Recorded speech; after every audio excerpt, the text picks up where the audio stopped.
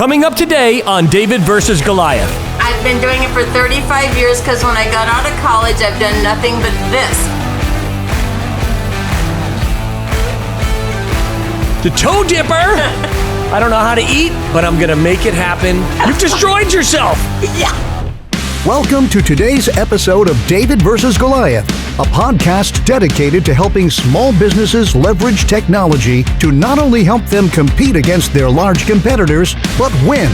Your host is currently the CEO of Anthem Business Software, a three-time Inc. 500 recipient, and a serial entrepreneur with a passion to help small businesses everywhere find, serve, and keep more customers profitably. Please join me in welcoming your host, Adam DeGraide. Hey everyone, it's Adam DeGraide with another amazing edition of the David versus Goliath podcast. We have Julie Laughton coming up today. She builds residential homes for people. She's a general contractor. She designs, builds, your dreams come true right here in Southern California. Should be a very interesting conversation. We also want to thank right out of the gate our brand new corporate sponsor, AutomateMySocial.com.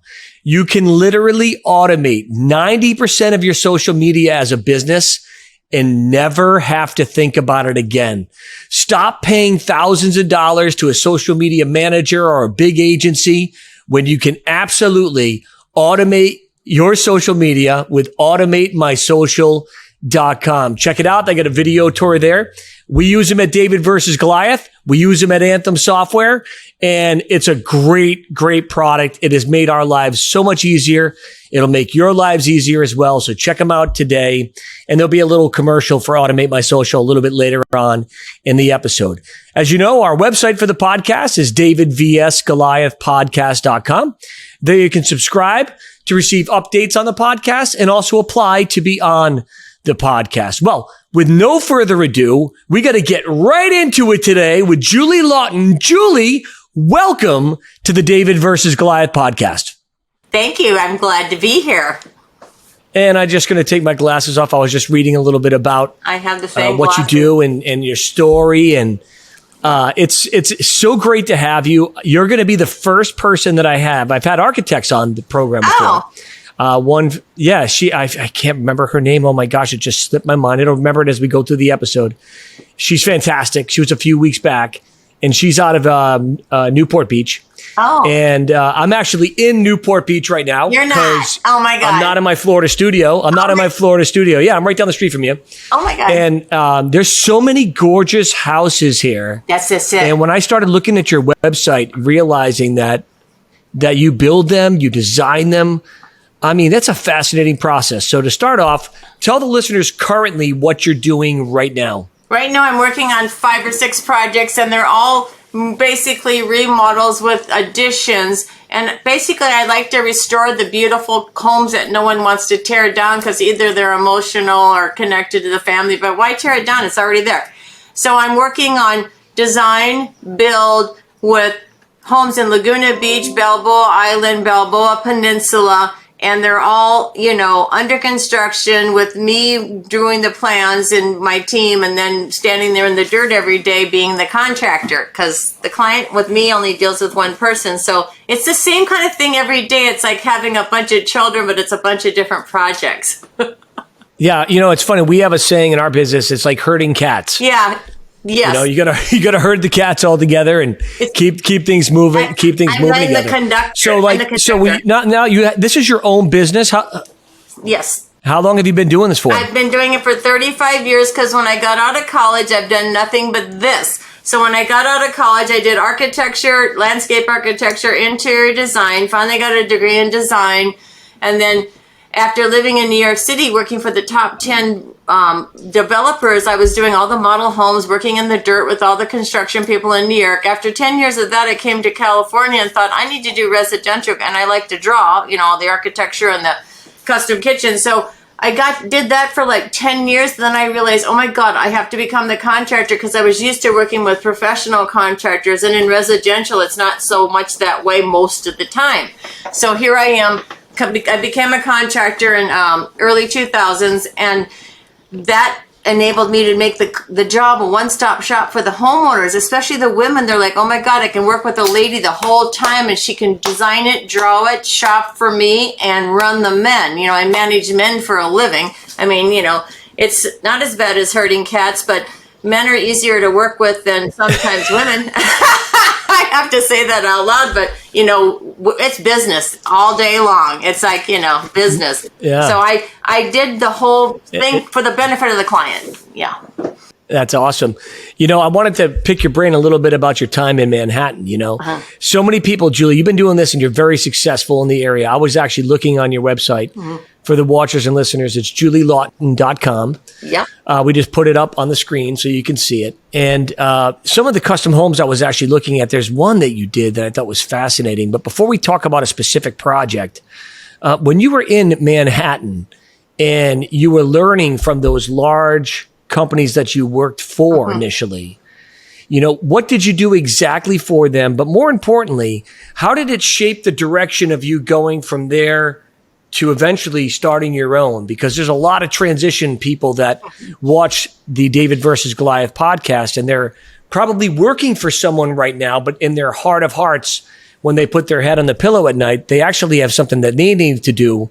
How did your transition work? What did you learn in Manhattan? You know, both good and bad. And then how did it lead you to being, you know, I'm going to start my own business?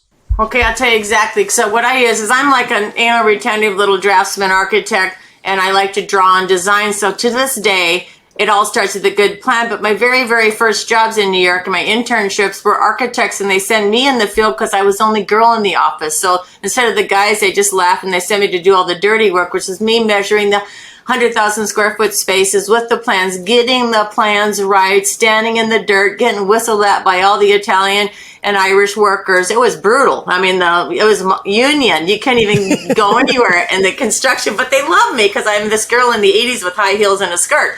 So I'm in there making things happen, working with the top developers, making them change their building design so the furniture works. It was like I was thrown in by my boss at 24 years old, and they said to me, Julie, you know, you've made it in New York, so if you do it here, you can make it anywhere. But what happened is because I was thrown in young, because my boss wasn't a designer. She needed me to work with them. So I ran this whole team of men and a draftsman and all these guys that would help me do the furniture. So what happened is I moved to California because there was a recession in New York. So I moved to California, and I was so proud of my career, but I couldn't find a job because I was overqualified at my age, and it freaked me out. So I was forced to get a job in an arena I was not comfortable or new in. So I got a job selling kitchens on Robertson Boulevard in Beverly Hills, and that led to me selling and designing $1 million of cabinets and kitchens, custom and in everybody's home everywhere. And I got noticed, and that drug me to Newport and Laguna. And then all of a sudden, a few years later, I become the contractor because I can't stand working in residential because without the structure of commercial, because I'm used to very professional, because that's what I learned in New York City. No nonsense. All my business skills came from Manhattan, from the best. So when I was forced out of the nest, the protective nest of getting a job with an architect or getting a job with another developer, I had to start my own business to survive. And it was survival. You know, you have to start. Yeah. What year was that you started your own business? You realized, okay, I'm doing great at selling sinks and designing them. 1991. 1991. So in 1991, think about this, watchers and listeners. She started her own business because she really needed to find a place for herself, and she loved what she was doing. And she said, there's no place for me to go because I'm overqualified at my age. I'm going to start my own. And in 1991, all the way to today, in 2022, here we are. You have a very successful business. How many homes have you, since you started your company, have you custom designed and remodeled? The total is more than 1,000, even though I only say 500. But if you start from 91 and all those homes I was in LA and Palos Verdes and Malibu, oh my God, I was everywhere. That's 1,000 plus homes of me hand drawing and drafting and working with the homeowner. So it's a lot. It's like a doctor who's delivered 2,000 babies, you know. That's so funny, man. A doctor, you've delivered baby. I tell people this all the time. Like when I build software and we install our clients on them, it's like a delivery. It's like you're giving birth to a vision and something that has life behind it. And people who live in their homes, they spend most of their lives there. And so to be able to create an environment for them, that's fantastic. It's awesome. Now, how many employees do you currently have? How many people are on your team at this point? Well, I have employees. I have 12 because there's 3 in the office and then the rest are in the field as construction. But then I have my draftsman who I, work as a sub, and he has 3 people. So it's really like, 15 people at my fingertips 24/7 plus my other subcontractors. So that adds up to 50 people. But my immediate staff is 15 because I have 3 draftsmen and 2 secretaries and a guy that runs around and does all the stuff I used to do. So just so you know, all 3 of those people, the Ashley, Veronica, Roberto, I used to do all that. Mm-hmm. And then I had to graduate to hiring them as you grow. But I remember the day when I actually did everything, just like the thing, when you own your own business, you're doing everything. Oh my God, I don't know how I did it. But in 2015, I had a big growth from my sales quadrupled in 1 year. So that's when I started to hire more people. It was crazy. So I've always doubled or tripled my business every 5 years. It's kind of funny. So yeah. That's awesome. And people really are the backbone. I talk about the 5 smooth stones that every business needs to have. And the first one is people. Then you have the right process, the right tools. There's also the right plan. Actually, it starts with plans and goals, the right people, the right technology, the right process, and then courage. With your team, when you hired them, what kind of culture, how important was it for you that you made sure you got the right team members to match we're going to get this done, we're going to be professional, we're going to get it done quick, efficiently, and on time? What did you do to find those people, and then how did you train them in what I like to call the Julie Laughton way, so to speak? Well, you can tell, and all my clients, just so you know that they were trained by me because everyone's like me.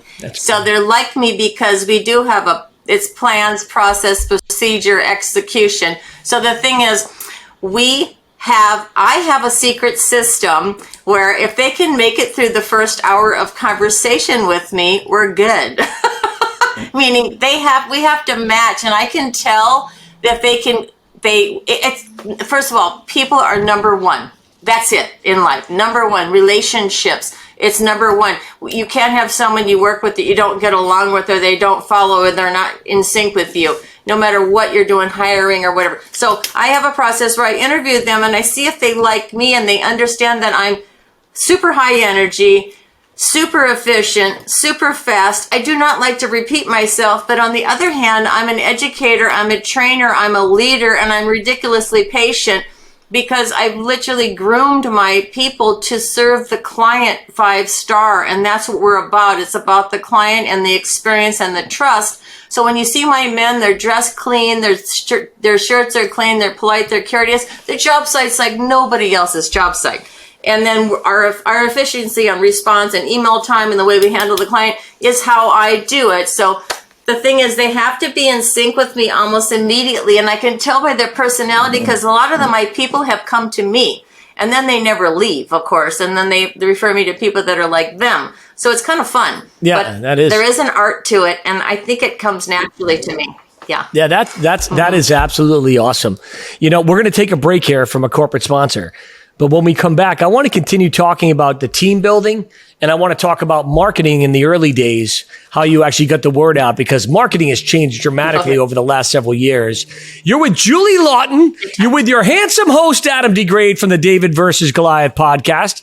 We're learning so much today about how important it is to match the culture that you have as the business owner to the people who serve and love your customers. This is critical. We'll be right back. Here's an important message from automatemysocial.com. Do you own a business? Do you have or need a social media presence? If you are like most businesses, you spend either no time or too much time and money on your social media strategy. spending thousands of dollars per month only to get mediocre and inconsistent results. This leads to frustration and, in some cases, sleepless nights. Introducing AutomateMySocial.com. Automate 90% of your social media and never have to think about it again. That's right. Automate your business's social media posting and strategy like forever. Automate the essentials and customize only what's needed. Save time, save money, and get better results with AutomateMySocial.com. Our patent-pending technology gives you the ability to automatically create your social post and distribute them immediately, like in seconds, across all your social media platforms. Stop the madness of paying someone to create, post, and manage your strategy, and let our software do the work, so you don't have to. Oh, and if you're an agency or social media manager, you too can let our software do all the work, and you can get all the credit. It will be our little secret. With AutomateMySocial.com, you can have it all. It's easy to use, never complains, and never asks for time off or more benefits. See this amazing new software application at AutomateMySocial.com. If you own a business or manage client social media and want to save time, energy, money, all while increasing your return on investment, then let's get this party started at AutomateMySocial.com.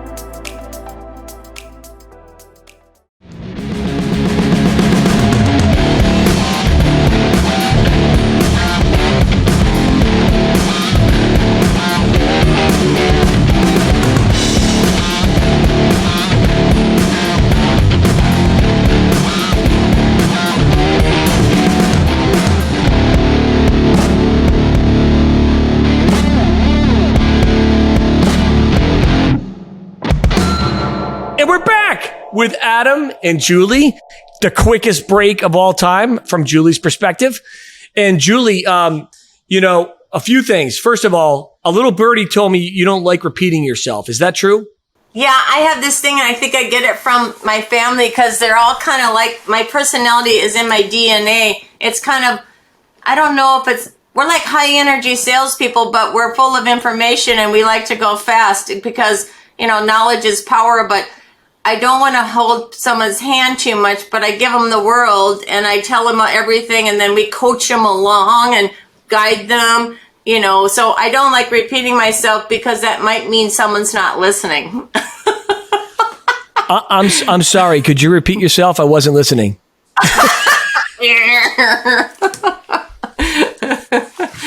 I'm only kidding. Now let's talk about marketing in the early days. So when you're basically back in 1991, you hang the shingle up, you decide I'm going for it. How did you get the word out? What were the forms of marketing that you were involved with then? And how has that morphed since then? Okay, so it's so funny because back in the old days, I had a business card, but the first few years was 100% word of mouth, and I never thought about the cards or the advertising. And then I started to get busy, and I thought I need to get going here. So I ran an ad in the newspaper, and I remember, oh my God, I can't afford this. It was like $500 every week. So I remember it was a panic about that cost. But my mom, who is a master at certain things, and she said, remember the ad and the consistency is what's going to pay off. So that first newspaper ad has been in that same paper for 30 years. And I have this huge thing, a following and reputation, that whole thing where I've just seen. But what happened is it used to be 90% referral and 10% advertising and marketing, and now it's the opposite. I mean, I bet it's 1% referral by a human. It's so small. It's all marketing. It's all advertising. It's all internet, social media. It has totally flipped completely. But my awareness of who I am is good. It's interesting that you say that because, I used my last business. We worked with plastic surgeons and medical spas. And one of the things that you didn't realize is that a lot of their business is referral based. However, the crazy thing, Julie, is that imagine you and I are at a coffee shop and you're looking for a specific procedure. And I've had it with a doctor and I say, this doctor's wonderful. You should try him. you know what most people do at that point? They don't go and just go to that doctor. They go online and they see the reviews. And if they see a negative review, too many negative ones versus not enough positive ones, who do you think they believe? Their friend or the negative review? Yeah. It was the negative review. And so think about this. You could have a relationship with somebody for 35 years that you're best friends with and trust. But then when they go online, if that digital presence isn't right, it's going to put that red light in their mind and cause them to pause. So I find that to be fascinating. If you own a business, you know, and you say most of my business is word of mouth. Well, let me tell you something. If you don't have a good online presence, that's going to kill you one day because you have to have both, right? You have to be referred and you have to have a good online presence. Now, walk the listener through the life of a lead. So somebody comes to your website, they see your work, they check your reviews, they either call you or email you. Your team gets that. What happens then? Okay, so what happens is they either call me or email me, or they go on the website and take the time to fill out one of those forms, and then it goes directly to my guy, Tyler. And so what I do is I send everything to him, because what he does is he qualifies them with a 30-point questionnaire to see if they're used to working with a designer. Have they ever built before? You know, what's their budget? Where's their house? All the good stuff. But we get a little more questions in there so they're qualified, so I can call them next. And then I set up the appointment to go see them, and I meet them in person. Then we get that in-person thing where you see if you like them, but you also see if they like you, because you got to do that in person. We call that the describe it meeting. Tell me everything, and then you hope they like you. And then we start a 5-step process, baby steps, but it's 5 steps total to get them to move into the moved in state. That is a great, well organized and well thought out process. So you can see, folks, Julie has a very specific thing she does because it's probably high end people she's looking for. Mm-hmm. When a lead comes in, she has somebody who's trained as a professional to qualify that lead to make sure that it's not wasting that lead's time or Julie's time. Mm-hmm. If the lead passes that initial qualification, Julie gets involved, has a conversation. Hopefully they like each other on the phone. She goes out, she meets them. They press the flesh, as they say. And then a proposal, I would imagine, is probably given after that in writing. And then after that, the person says, I'm going to hire you. Julie gets a check. Julie gets to work. And then there's 5 steps to take that person from concept to them walking in with the champagne and the roses. Exactly. And I want to see if I can show some of this right now. I'm going to try something I've never tried before in a presentation right now. This is either going to go well or not. So I'm going to try to share my screen. All right, here we go. Mm-hmm. Here we go. I'm sharing my screen. All right. Hopefully this is actually recording right now. I think it is. And so if I look at this screen now, can you see it as well too, Julie? Oh, you look at my website. It's so fun. I want to talk to you about this one right here. This is the one I wanted to talk about. So for the watchers and the listeners that are sitting here, I went through this and it says Disney Imagineer Hilltop Estate. And I just started to look at some of the pictures that were here. I mean, magnificent, beautiful internal structures. It's almost like a fairy tale. It is. These are the drawings, I would imagine, of what it's going to be or has been. Tell the listeners and the watchers a little bit about this specific project. Okay, so first of all, this is Tony Baxter's house. He's designed the Paris Disneyland, and we're working with him right now. And we started with him 5 years ago, and he's never letting us go because we can do what Disney does a little bit better. Because I have the craftsmen, the carvesmen, the gilders. We could do anything. And what Tony does is he draws a sketch, and then I take it and go put it to scale, and then we build it. So he can draw like I can draw. But what the difference is between him and me is I take his drawings and I make them to scale and engineer them so they can actually be built. So we added on to the back of his house, and we copied what he did 30 years ago in the Disney studio, because he had the workshop back then he used. But he loves us because we do work a little bit higher end than Disney because it's residential and you can touch and feel it. But he also taught me some tricks about stone and finishing stone. But We have the carvers, the gilders, the finishers that make everything look 200 or 300 years old. So it is Fantasyland. It is Disney. And he hired us 5 years ago, and we're never leaving his house.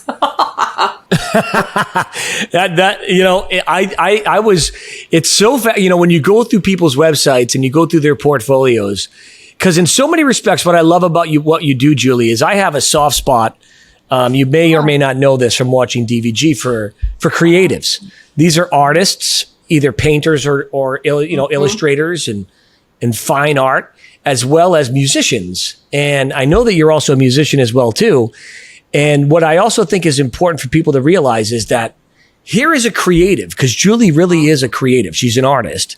And she's made this business now that has 15 people plus up to 50 people involved in it.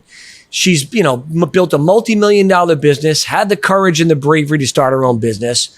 And here she is helping dream makers' dreams come true.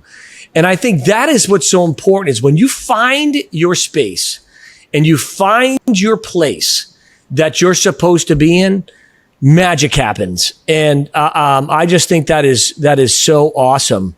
So we're going to have to take another break for another sponsor. And when we come back, I do want to talk about the subject of courage and how people can get in touch with you. And then we want to hear some advice that you have for those aspiring entrepreneurs. So Julie, hang on 1 second. You're with Julie Laughton and Adam DeGraide for the David versus Goliath podcast. You are loving this. You're learning something new every week. We appreciate your time. We'll be right back. At ISU RMAC Agency, we want to be your one responsible source for all of your insurance needs. From a rocket engineer in California to several hospitals in Illinois, our personal lines team specializes in hard-to-place risks and high-net-worth clientele. With 2 locations and 20-plus agents, we can write in all 50 states to better serve our clients with needs in multiple states. Family-owned and operated since 1962, and 4 generations carrying on the tradition of insurance. Celebrating our 60th year in the industry, we are truly proud of where we have come from and where we are going. With over 300 carriers nationwide, our agency can offer individuals and businesses more choices and better prices. ISU RMAC brings a wide variety of solutions to the table. For more information, visit us online at www.isu-rmac.com.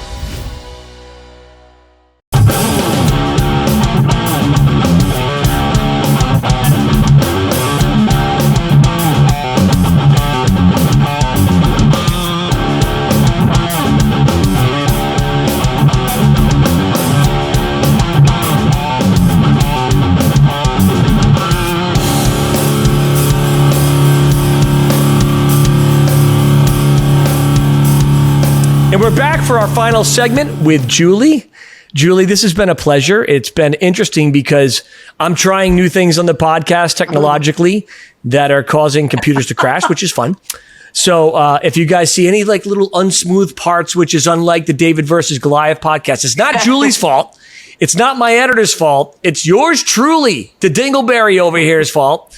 And, Julie, we think about starting a business is not for the faint of heart. It is absolutely for the brave. And one of the things I talk about all the time is courage. And, the reason why I named the podcast David versus Goliath is because whether you're a small company competing in a big space or you're an entrepreneur competing with yourself to actually do it, all of us have a Goliath that needs to be slayed. And in the Bible, the story talks about how he had 5 smooth stones. And I liken that to plans and goals, the right people, the right technology, the right process, and then the courage it takes to do it.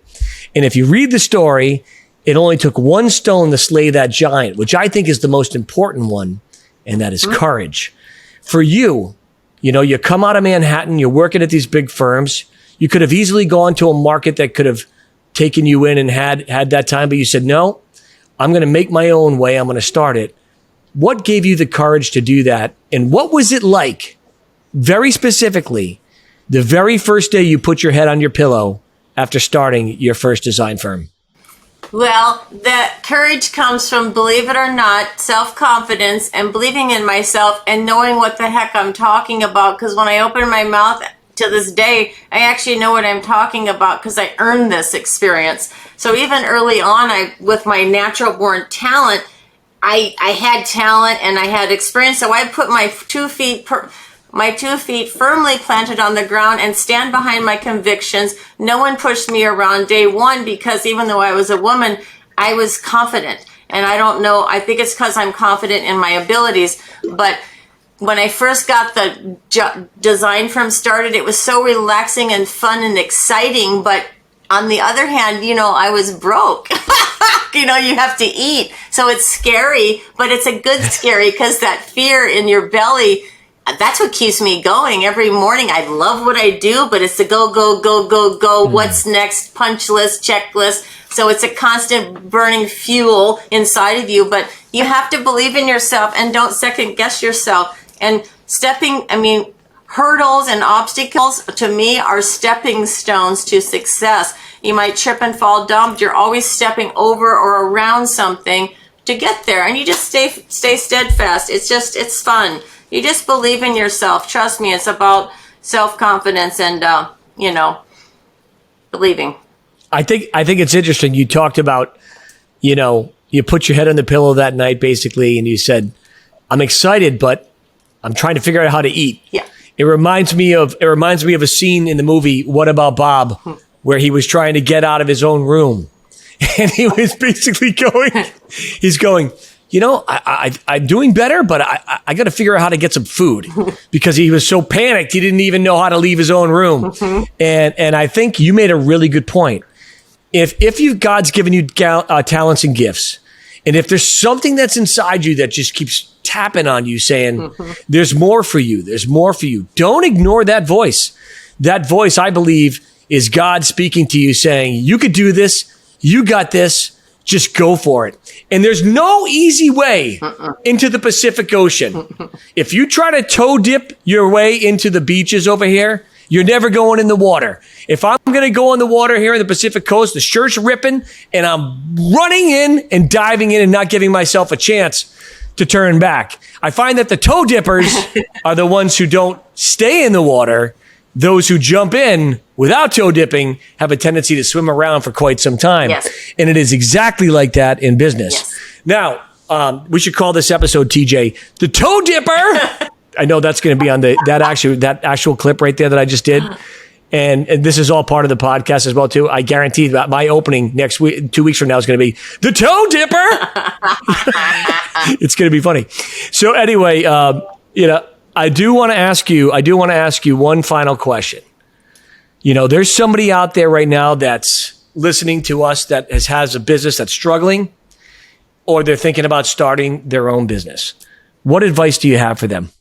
Well, if you're struggling, you got to fine tune and cut back and stay focused on what do you do best. Get rid of the overhead you don't need. Don't go too fast. You got to build. But really laser focus on what do I do best? What makes my clients happy? And then just build slowly, because some people get ahead of themselves and they get too much going on and you can't cover yourself financially. So it's just really getting laser focused on and then making your list and build.